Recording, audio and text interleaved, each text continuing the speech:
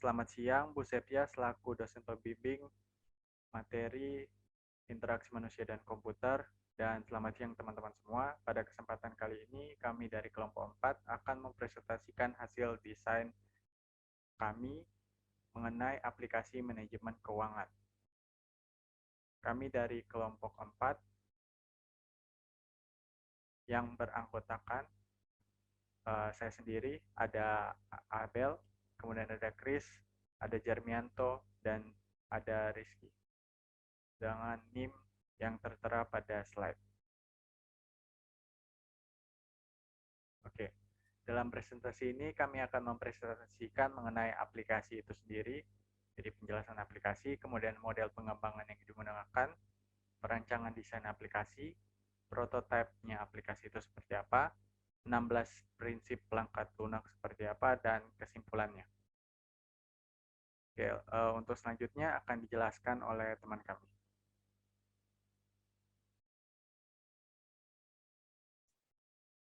Oke, yang pertama adalah latar belakang dari aplikasi ini. Pencatatan keuangan diperlukan untuk mengatasi masalah keuangan yang sering terjadi dalam kehidupan sehari-hari, seperti uang bulanan yang tidak pernah cukup untuk memenuhi kebutuhan dan anggaran harian yang membludak, hingga utang yang tidak teratur. Untuk mengatasi hal tersebut, diperlukan suatu aplikasi yang dapat memanajemen arus kas baik itu pengeluaran, pendapatan maupun utang piutang.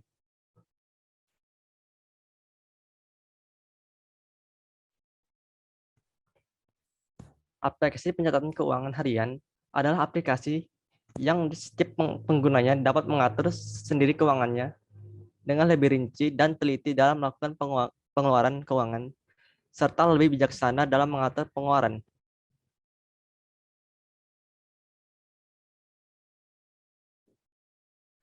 Tujuan aplikasi adalah yang mempermudah pengguna dalam melakukan pencatatan keuangan pribadinya serta melakukan pengecekan terhadap dana atau pengeluaran yang telah digunakan.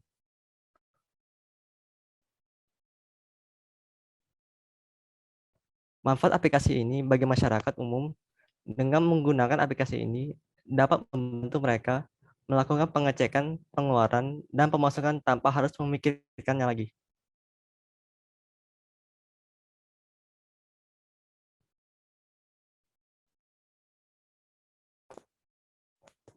Batasan masalah di sini adalah dirancang untuk ponsel pintar meliputi Android dan iOS. Dimensi minimum 460 x 854, dimensi maksimum adalah 2560, DK 1440, mata uangnya berupa mata uang rupiah. Bahasa yang digunakan adalah bahasa Inggris dan bahasa Indonesia.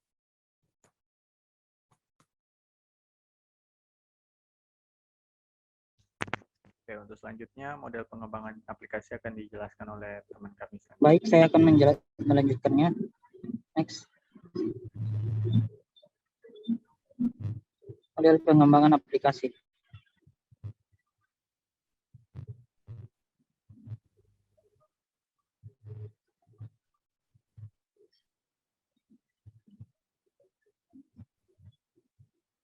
Nah, perangkat lunak yang digunakan. Pada aplikasi ini kami menggunakan model waterfall. Metode waterfall adalah model pengembangan perangkat lunak yang dilakukan secara berurutan dan sangat sistematis. Untuk proses pengerjaannya sendiri dapat dilakukan dengan berbagai tim proyek yang dibagi sesuai dengan keahlian masing-masing. Setidaknya terdapat 5 fase dalam tahapan metode waterfall, yaitu analisa kebutuhan, desain, implementasi, integrasi dan pengujian, serta operasi dan pemeliharaan. Lanjut. Nah, terdapat pembagian tim pada aplikasi ini.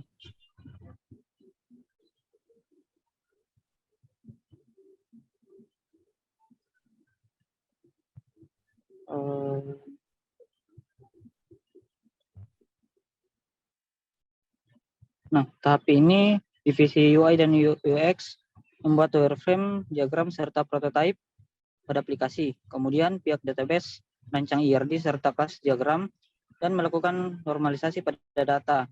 Nah, pihak programmer menyiapkan IDE serta flowchart dan navigasi bagi aplikasi. Dan terakhir, pada pihak finance dan support telah melakukan kerjasama dengan pihak sponsor dan memperoleh dana untuk pengembangan aplikasi. Lanjut.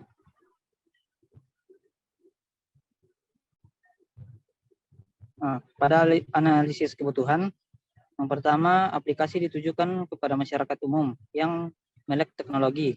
Yang kedua, membutuhkan manajer keuangan dan dalam di tengah kesibukan mereka. Yang ketiga, tidak memiliki banyak waktu untuk menghitung pendapatan dan pengeluaran harian. Yang keempat ini ada 4 poin yang pihak yang berperan. Yang pertama, database. Kedua, programmer. Ketiga, desain UI UX. Dan yang terakhir, finance and support.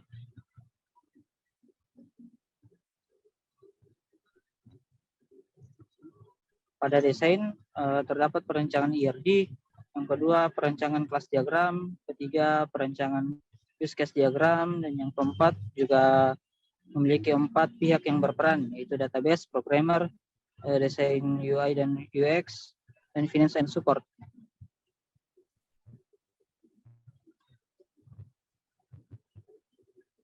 Nah, ini merupakan use case dan kelas diagram pada aplikasi ini, yang mana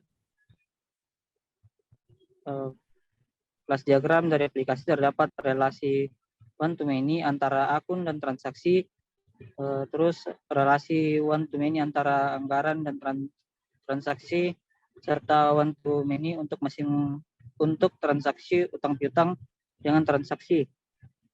Nah, sedangkan diagram use case ini lihat bahwa pengguna dapat melakukan login, cek saldo, cek uang, transfer antar akun, serta mengakses backup data. Terdapat aktor yang berperan pada akses data penyimpanan, yaitu server provider. Nah, server tersebut menyediakan layanan penyimpanan serta domain ke internet. Cek saldo memiliki input, pengeluaran, dan pendapatan sebagai extend atau lanjutan dari cek saldo. Lanjut.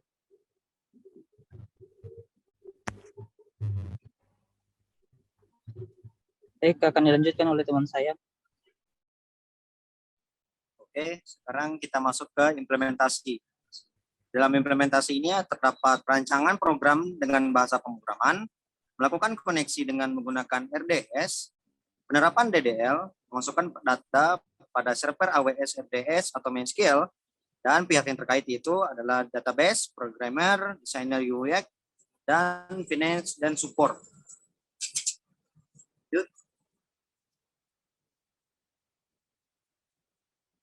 Selanjutnya yaitu adalah pengujian. Di dalam pengujian ini terdapat pengecekan bug, black box testing, pengujian fungsi fungsionalitas program, dan yang pihak yang berperannya itu adalah programmer, desain UX, finance, dan support. Next. Sekarang adalah pemeliharaan. Dalam pemeliharaan ini terdapat menjaga layanan dengan tetap berlangganan pada AWS. Setelah itu ada memonitor kinerja database. Selanjutnya adalah memperbaiki bug dan menambah fitur, serta pihak yang terlibat yaitu adalah desainer UX, database, programmer, finance, dan support.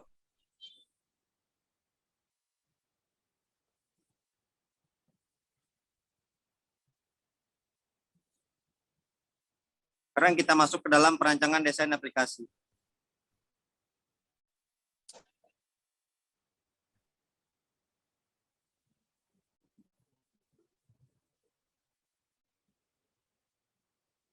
Yaitu yang pertama adalah penentuan pengguna aplikasi atau user.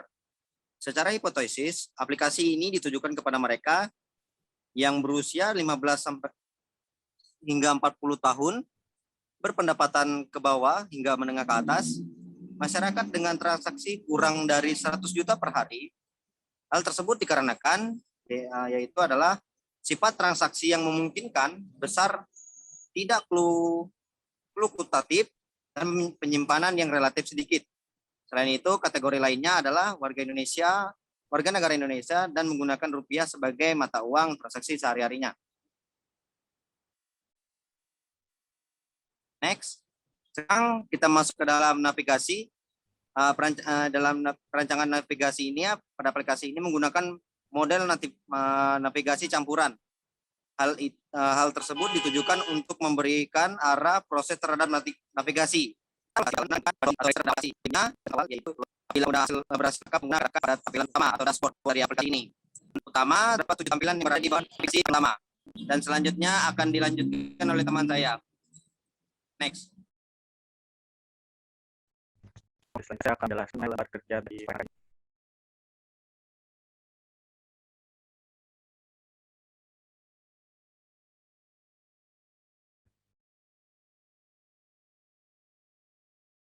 Di sini terdapat beberapa sheet dalam lembar kerja tampilan. Untuk yang pertama itu ada login. Di sini kalau dilihat ada input berupa username, password, dan setelah itu ada retype password. Di sini ada navigasi, yaitu saat register pengguna diminta untuk memasukkan username dan password. Kemudian saat login pengguna diminta untuk memasukkan username dan password. Kemudian ketika password atau username salah, maka akan muncul pemberitahuan bahwa username atau password salah. Lalu ketika password atau username-nya benar, maka akan diarahkan ke halaman utama. Dan di sini ada keterangan bahwa di dalam aplikasi ini menggunakan desain font berupa Helvetica ukuran 10 dan hanya menerima tampilan vertikal. Selanjutnya, di sini formatnya juga sama Helvetica 10 pada keterangan. Kemudian pada yang tampilan nomor 2 ini, dia dapat di-scroll untuk menyesuaikan dimensi dari ponsel pintar pengguna. Pada tampilan nomor 2 ini dapat dilihat bahwa ada grafik pengeluaran, lalu ada 6 pengeluaran terbaru, ada saldo rekening, kemudian ada tombol tambah. Apabila pengguna ingin menambah suatu transfer atau menambah pengeluaran dan pendapatan, maka dapat mengklik tombol tambah. Di sini juga apabila pengguna ingin melihat detail dari suatu transaksi, dapat mengklik dari 6 pengeluaran terbaru atau pendapatan terbaru, serta grafik pengeluaran yang ada.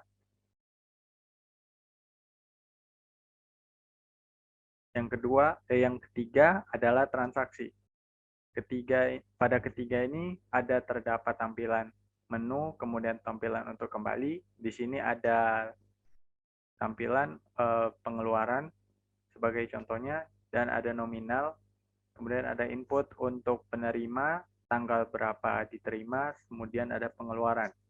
Lalu ada input berupa tampilkan bukti transaksi yang akan menerima bukti berupa file foto suatu struk. Lalu ada tombol tambah dan simpan.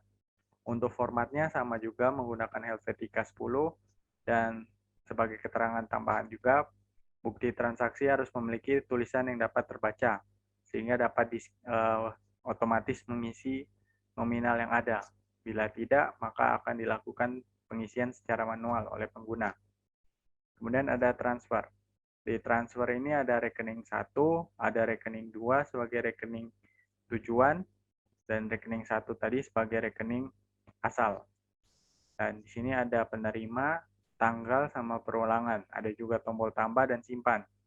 Untuk formatnya sama menggunakan Helvetica 10, lalu bisa disesuaikan dengan rekening saldo yang asli apabila developer melakukan kerjasama terhadap bank terkait, sehingga dapat mengekstrak data dari API-nya. Selanjutnya, untuk nomor 5 ada anggaran. Untuk nomor 5 ini ada tampilan berupa anggaran, lalu ada daftar-daftar anggaran yang terdiri juga dari batas anggaran. Di sini ada tombol tambah, lalu ada tombol lihat tanggal. Tombol lihat tanggal ini untuk mengubah tanggal, misalnya dari bulan Januari kita ingin melihat tanggal untuk bulan Februari, maka akan memencet lihat tanggal. Lalu di sini formatnya sama, dan keterangan tambahan juga, setiap anggaran dikelompokkan berdasarkan kategori. Misalnya kategori makanan batasnya 30.000, maka seperti itu. Selanjutnya, defaultnya anggaran akan menampilkan rentang waktu tiap bulan. Untuk mengubahnya, kita dapat menekan tombol lihat tanggal. Lalu selanjutnya ada laporan. Di sini ada pilihan lihat laporan dan cetak laporan. Yang akan ditampilkan atau dicetak adalah pengeluaran, laporan pendapatan, atau laporan arus kas. Dan untuk formatnya sama juga, LW310. Lalu untuk melihat lebih dari 1 bulan terakhir dapat diatur pada masing-masing menu yang ada. Maksudnya adalah kalau kita menekan tombol laporan pengeluaran, nanti akan ada tombol ingin melihat bulan apa, misalnya bulan Januari saja, atau bulan saat ini saja, atau 1 tahun saja. Akan ada pilihan seperti itu. Selanjutnya, untuk nomor 7 itu ada lihat laporan. Di sini ada statistik untuk pengeluaran bulanan, lalu ada juga daftar statistik berupa diagram batang untuk pengeluaran bulanan. Jadi ada 2 bentuk diagram. Lalu ada bentuk tombol lihat tanggal untuk mengubah tanggal atau durasi yang ada. Lalu di sini yang ke-8 ada pengaturan profil.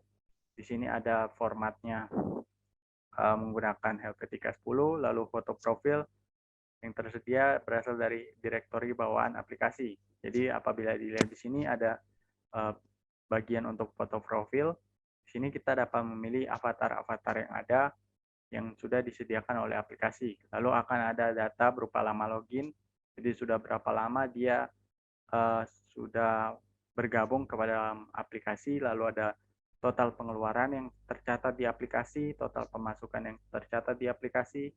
Di sini juga ada menu ubah username dan ubah password. Lalu dari semua lambar kerja tampilan tersebut, disusunlah juga jaringan semantik. Pada jaringan semantik ini diperuntukkan untuk mengetahui alur kerja suatu program berdasarkan tampilan yang ada. Seperti apa koneksi antara satu tampilan dan tampilan lainnya. Oke, untuk jaringan semantik, jadi kita bisa lihat dari tampilan 1 bisa mengarah ke tampilan 2, kemudian ada bisa mengarah ke tampilan 3, ke tampilan 4, tampilan 5, tampilan 6, dan seterusnya. Dimulai dari tampilan 1. Tampilan 1 adalah tampilan login. Jadi kurang lebih seperti itu. Oke, untuk selanjutnya akan dijelaskan oleh teman saya. Selanjutnya ada prototype. Di sini ada beberapa macam prototype. Yang pertama adalah prototype login. Prototype login berisi tampilan login yang terdapat pada text file yang berisikan username dan password. Selanjutnya ada prototype register. Prototype register berisi tampilan yang akan muncul apabila seseorang baru saja menggunakan aplikasi ini dan tidak memiliki akun untuk login. Yang selanjutnya adalah prototipe halaman utama. Pengguna akan diarahkan pada tampilan utama apabila ia berhasil login. Pada bagian atas tampilan utama, terdapat statistik riwayat penggunaan terbesar selama 1 bulan yang disajikan dalam bentuk diagram pie, yang dikelompokkan berdasarkan kategori yang ada. Untuk selanjutnya adalah prototipe menu utama. Menu utama menampilkan daftar-daftar tampilan yang dapat diakses oleh aplikasi. Dimulai dari paling atas, dapat pilihan home untuk mengakses tampilan utama. Next.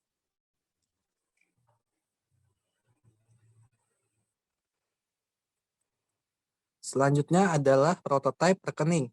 Pada tampilan ini, terdapat tombol untuk menuju ke menu utama pada pojok kanan. Daftar rekening pada tengah layar, serta total saldo dari seluruh rekening. Kemudian juga terdapat tombol untuk melihat rekening yang tersembunyi, yaitu rekening yang tidak ingin saldonya tertotal pada daftar-daftar rekening yang ada. Untuk selanjutnya adalah prototipe anggaran. Pada tampilan ini, terdapat daftar anggaran yang masing-masing memiliki sebuah progres yang nominalnya telah digunakan di samping simbol anggarannya. Apabila anggaran yang telah penuh, maka akan terdapat notifikasi peringatan pada bawah tampilan yang terdapat anggaran dan halaman utama. Untuk selanjutnya, ada prototipe transfer rekening. Pada tampilan ini terdapat bagian rekening yang tujuan dan rekening asalnya terdiri atas nominal. Diikuti dengan input nama penerima, input tanggal, serta pilihan antara transfer yang berulang atau tidak. Selanjutnya, next.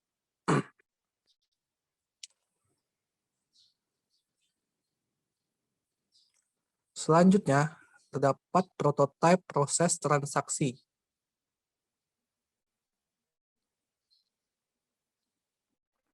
Pada gambar ini, terdapat dua jenis tampilan, yaitu pendapatan dan pengeluaran. Pembedaannya adalah terdapat pada tulisan pendapatan atau pengeluaran. Selanjutnya terdapat nominal pendapatan atau pengeluaran diikuti dengan input penerima, tanggal, dan perulangan. Selanjutnya adalah prototipe laporan transaksi.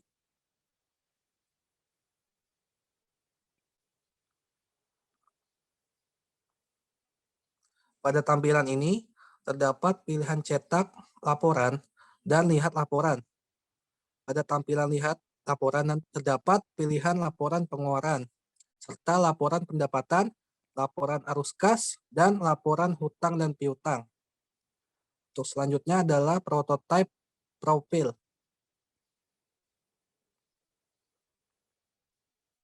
Pada tampilan profil ini, terdapat gambar yang menjadi foto profil. Kemudian terdapat juga panel yang berisi data berupa lama bergabung suatu user pada aplikasi ini, terhitung sejak awal ia berhasil mendaftar, serta total pemasukan keseluruhan, dan total pengeluaran keseluruhan. Selanjutnya ada bagian tema. Pada bagian ini terdapat menu atur tema, bahasa, dan about APPS. Menu atur tema ini akan menyediakan beberapa pilihan dalam bentuk palette, warna, dan pengguna dapat memilih palette warna yang diinginkan. Next. 16 prinsip perangkat lunak. Di sini terdapat 16 prinsip perangkat lunak yang terdiri atas user compatibility, product compatibility, task compatibility, workflow compatibility, consistency, familiarity, simplicity, direct manipulation, control, what you see, what you get, flexibility, responsiveness, invisible technology, robustness, protection, dan easy of learning and ease of use.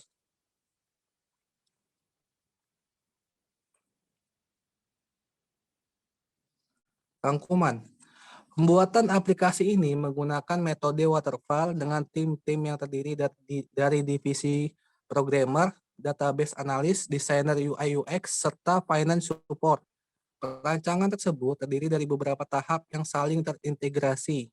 Selain itu, untuk membuat perancangan agar dapat dipahami dengan baik oleh pengguna, maka dibuatlah perancangan navigasi, skenario aplikasi, lembar kerja tampilan, jaringan semantik, penentuan user, serta prototipe.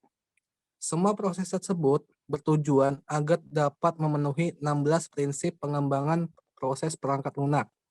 Akhir kata, proses ini belumlah sempurna, sehingga perkembangan dan perbaikan akan sangat diperlukan ke depannya untuk dapat menyesuaikan dengan keperluan dari pengguna yang terus-menerus berubah.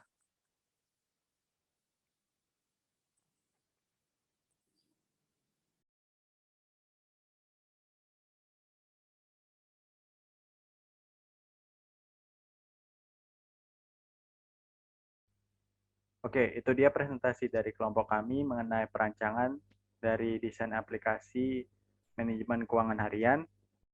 Dan sekian presentasi dari kami. Apabila ada kekurangan, mohon dimaafkan. Terima kasih kepada Bu Sepia yang telah memberikan kesempatan kepada kami untuk merancang desain program ini. Dan akhir kata, sekian dan terima kasih.